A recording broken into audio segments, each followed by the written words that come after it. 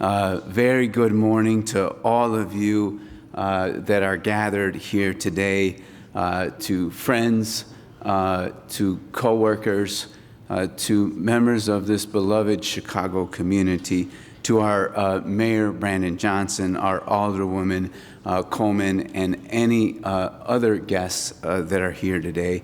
On behalf of City Colleges of Chicago, on behalf of also my colleague and friend, President of Kennedy King College, Katanya Webb Walker, who's here. Katanya, can you please stand so that folks know that you're in the room and who you are. We welcome you, yes, to City Colleges of Chicago and Kennedy King College. I want you to know that City Colleges is the city's most accessible higher education engine for upward mobility and racial equity. At City Colleges of Chicago, we accept everyone, no matter their background, their circumstance. We're an open access institution, and we help people to get on a pathway to upward mobility. By the way, we're top 10% of community colleges nationally for mobility. We're top 10% of any institution of higher education in the state of Illinois for mobility, for the ability of people to move up the income ladder as a result of their education. Our colleges are here to provide Chicagoans a low or no cost path to a quality education and an in-demand career. And I wanted you to know that even if you owe us debt, sometime in your life, you're a family member, we waive that debt, because what's most important to us is that you continue on with your education. We offer short-term programs that allow people to head to work right away, and we do it at no cost through our Future Ready program. So if you're interested, we have 50-plus programs that are short-term, less than a year, and all you need to do is be a Chicagoan. We've been doing this for the last 2 years, 90+% Black and brown students. This is for us to grow and to advance. We offer associate's degrees that prepare students to transfer to colleges. If you get a B average at a Chicago public school, those transfer programs, those associate's degrees are completely free to you. We partner with companies to offer work-based learning and paid apprenticeships. We offer adult education, the high school equivalency programs. We not only offer them at our colleges, but we offer them in the community. So if you're interested in a high school equivalency program, please come see us. We partner with organizations like Iman to offer welding and advanced manufacturing programs for those who have experienced or are at risk for experienced violence. And we do this on nights and weekends when violence is most likely to occur. We open our colleges. So if you're interested in that, please talk to us. We partner with Nancy B. Jefferson, the Juvenile Detention Center High School, to offer students the chance to earn college credit for free while still in high school. We offer a cannabis operations program for students with prior cannabis-related justice involvement. We partner with Commissioner Kanazi and the Department of Family and Support Services on Career Growth Chicago, offering short-term programs in high-demand fields, including coaching and help to find work. And soon, right here at Kennedy King, President Webb Walker is working with her team to stand up a new culinary workforce readiness program, along with additional scholarships, especially for returning citizens. We support our students with a range of supports, from wellness centers for social and emotional needs, to food pantries, to technology that's free loaner laptops, to tutoring and more. We believe in loving our students, all of our students, and we look forward to the opportunity to partner with each of you to further our mission, to further our city, to make Chicago a stronger and more vibrant place for all who live here. Thank you for coming today, for showing your care, your commitment to creating a truly inclusive Chicago economy where people from across our city can contribute their talents and reap the benefits. And now I'd like to introduce to you my colleague, an amazing leader, someone who I admire greatly and appreciate for all the work that she has done over many years to serve our city and all the people in our city. Commissioner Brandy Kanazi, Department of Family and Support Services.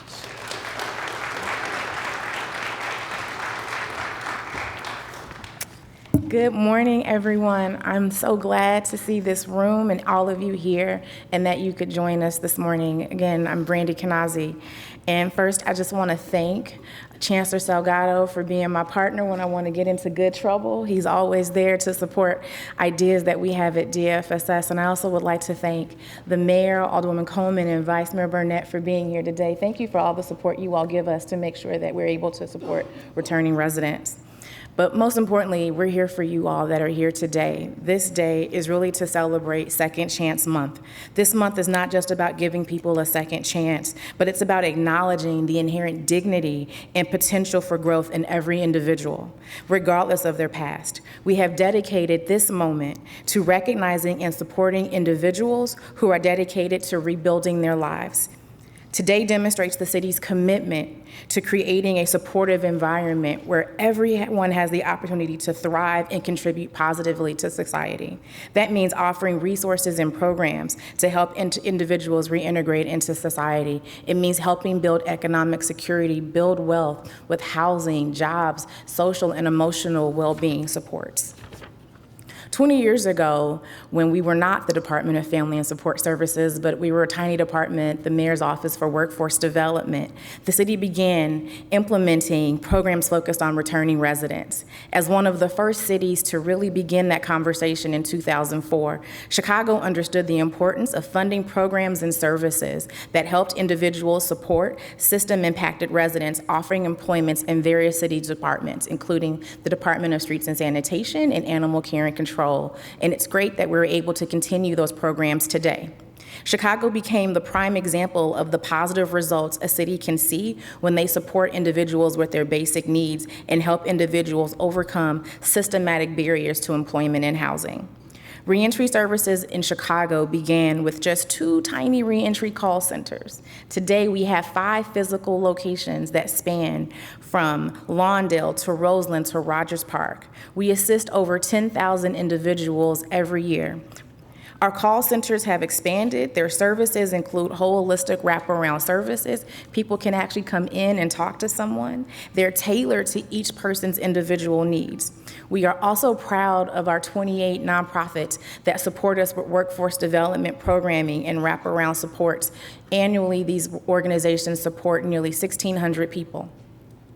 The City of Chicago remains committed to being responsive to the changing needs that returning residents have.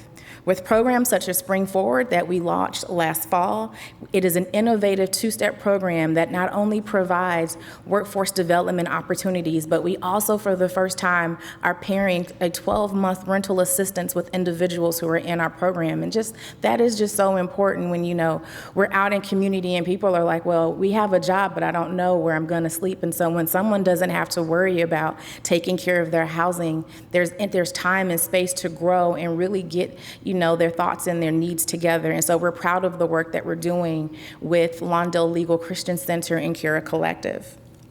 In addition to our special programs that we offer, we remain committed to prioritizing returning residents across all of our programs. At DFSS, we have 8 different programmatic divisions that I won't get into, but the good news is that I have a lot of dedicated team members who are always thinking about connections and pathways that can support our returning residents.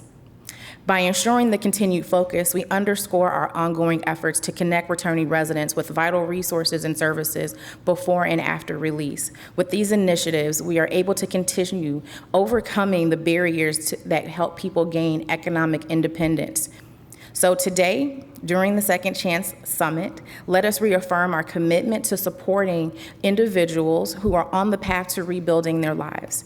I want everyone in this room to join us in celebrating our advocates, our elected officials, those with lived experiences, and our service providers. It takes a community to do this work, and government can't do it alone. And so I'm just grateful for all of the partnership, the feedback, and the work that you all do on a daily basis to make this really come full circle 20 years later. So I want to thank you all for being here. You're going to hear a good panel today. I see some of the speakers in the room. We also have a resource fair, and so I want everyone to just really take in this moment and celebrate it. I also want to thank my team for the work that they do. You know, it's not just today where we put on what I call the wedding, where we put on events. It's really about the work that they do every day and the things that they come to me and say that they're really excited about. So I'm going to just bear with me while I run through the team members. I want to acknowledge Frankie Amuel Shipman. I want to acknowledge Mark Sanders, Trinity, Sarah. We've got Juan, as well as Rhonda, Courtney, Brandon, and Cindy. You all are just an amazing team, and I'm really just grateful to have the honor to do this work and stand beside you every day. So thank you all. Thank you all for being here in this audience, for allowing us to come together and have this community. Now, thank you. And so now we're going to hear from the wonderful Alderwoman Stephanie Coleman of the great 16th Ward. Alderwoman Coleman. Good morning. Good morning. I am Stephanie Coleman. I'm the daughter of Inglewood. Anybody ever heard of Inglewood in the house? I'm not only proud to be from Inglewood, but I am the proudest alderman of the other greatest ward in the city of Chicago, and that is the sweet 16th Ward. And I don't know if you all recognize when Chancellor Juan spoke, but you are in the #1 community college in the state of Illinois, #7 in the nation. And Dr. Sharon, I brag and I'm so proud about the accomplishments, because sometimes we in Inglewood, we get a black eye. And if you notice, this campus is built like a university where there are different buildings so that President Walker and the amazing academic staff can provide a collegiate experience for Black and brown children, not only in the 16th Ward, but in the 20th Ward, like my older sister Jeanette Beatrice Taylor is here, and the wonderful folks in the city of Chicago. I'm also chair of the Chicago Aldermanic Black Caucus, and just last month, we hosted a job career fair with the city of Chicago, where we had 1,001 attendees come right here to Kennedy King College. And out of those 1,001 attendees, at least 60% of those residents were returning citizens. And we are fortunate that we will be following up with Department of Human Resources to make sure that we are re-entry friendly city to employ brothers and sisters that want to make a difference not only in the city but in their lives. So Claude, it's such an honor to have each and every one of you, not only in the 16th Ward, but over here in the greatest side of Chicago, and that's the South Side. I love y'all, West Side. I know the West is the best, but it's all good in Inglewood. And I have never experienced a leader that have been 10 toes down when we as the Black Caucus advocated for a fully funded Office of Returning Citizens that I'm sure that he will announce and give us more wonderful information about. But to have a leader that believes in us, to invest in us, and realize that we need the same investments that every other 76 communities in the city of Chicago has. Ladies and gentlemen, please welcome the leader of the great city of Chicago, that is Mayor Brandon Johnson.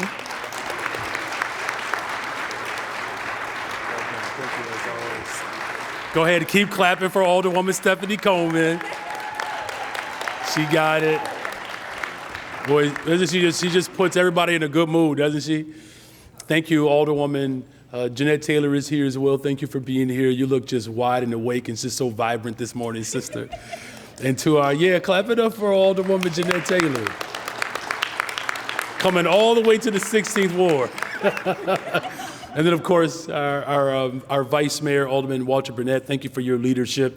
Of course, our Chancellor, Commissioner Kanazi, President Walker, thank you for your leadership. I am so glad that we are all together today for this inaugural Second Chance Summit. You know, this summit comes as the city recognizes April as Second Chance Month. where we will continue to raise awareness about the needs of individuals who deserve and need a second chance. Of course, I want to again thank our Chicago Department of Family and Support Services, or also known as DFSS, Commissioner Brandy Kanazi for hosting this summit and for your constant commitment to this work. You know, today we want to share many services and resources that are available to Chicago's returning residents. But I would be remiss if we did not first acknowledge that there have been systems that have intentionally kept Black and brown people marginalized. The addiction that this country has on jails and incarceration is quite frankly unconscionable. And that's why it's important that we hear from you how the city can improve services and make sure that returning residents are able to achieve financial mobility, freedom, and real independence. As Commissioner Kanazi has already mentioned, Chicago being one of the first cities to begin the conversation around supporting returning residents. I'm proud that the city has been operating and supporting returning residents for 20 years. To understand what you all need is to understand what justice looks like, feels like. But we know we have to do more. Returning residents continue to face barriers finding employment, housing, and real meaningful opportunities. And those barriers affect more than the individual. They are holding our entire city back from reaching true safety, equity, inclusion, as well as justice. We must empower returning residents to lead stable and prosperous lives in our city so that they can truly contribute to a better, stronger, and a much safer Chicago. My administration is furthering Chicago's commitment to returning residents, as Alderwoman Coleman has articulated, with the creation of the Mayor's Office of Reentry. This office works hand in hand with people that have the lived experience in order to maximize the impact that the work will have on returning residents. As part of my first budget, we allocated $5 million to the office to create 3 additional staff roles to assist delegate agencies who are already providing supportive services to all of our residents who are returning from jail and incarceration. The Office of Reentry will continue to work with the Office of Budget and Management to source federal funds to make sure that we are providing work and to ensure that we are adequately addressing the needs of our community. My administration opened up the Danny K. Davis Second Chance Center, operated by the Safer Foundation in North Lawndale, which is the 5th center of its kind. These centers are a one-stop shop for returning residents and anyone with an arrest or conviction record to assist them to get access to services. And much like what we are doing at today's summit, we will continue to promote existing opportunities and services for returning residents. In addition to raising awareness, my administration is focused on actually creating opportunities. We will leverage our relationships with labor to make sure that we are providing work agreements and opening up pathways to be a part of the union. And by leveraging these partnerships with corporations and nonprofits and others, we will source jobs for returning residents in the city of Chicago, particularly the most prominent manufacturing industry, as well as the emerging, growing clean industry that continues to proliferate around the globe. And there are so many ways in which returning residents can create wealth and find stability and have positive impacts in our communities. And that's why the city is committed to helping returning residents realize that potential. But not just the potential for themselves, but for their families and for the brighter future of Chicago. This will be a full force government effort, the full force of government effort in order to build real collaboration with community organizations and partners and members around the city. I hope that our returning residents and this entire community will support this work today by lending your voices and your ideas in this summit. I also hope that the services and resources that are being provided today are helpful on your path to find true financial stability and freedom. I really do appreciate all of you for being here today. When people talk about politics, you should not take it personally. Well, I do. Every time another opportunity is lost because of failed systems, it is personal to our people. In order to provide real structure and comfort for the people of Chicago, we have to make sure that we are investing in people who have been most devastated and impacted by failed policies. You in this room get to determine the direction of the city, not those who judge us, who ridicule us, who chastise us, who demonize us, not them, but those of us in this room. And you have my complete attention. God bless you all. God bless the greatest freaking city in the world, the city of Chicago.